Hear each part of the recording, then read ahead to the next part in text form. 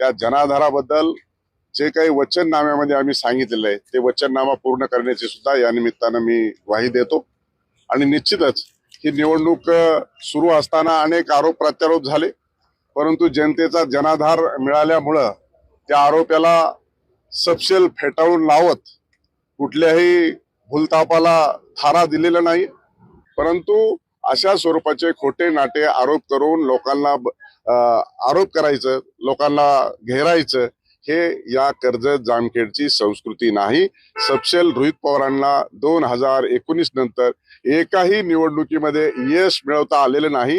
एक यश नगरपंचायत कर्जत मध्ये मिळवलं होतं, ते देखील कायदा आणि पोलीस आणि प्रशासन हातात घेऊन त्यांनी ते मिळवलं होतं। ते देखील सगळे लोक माझ्याकडे आलेत, आज तागायत या मतदारसंघात त्यांना सार्वत्रिक निवडणुकीत एकातही यश मिळवता आलेलं नाही।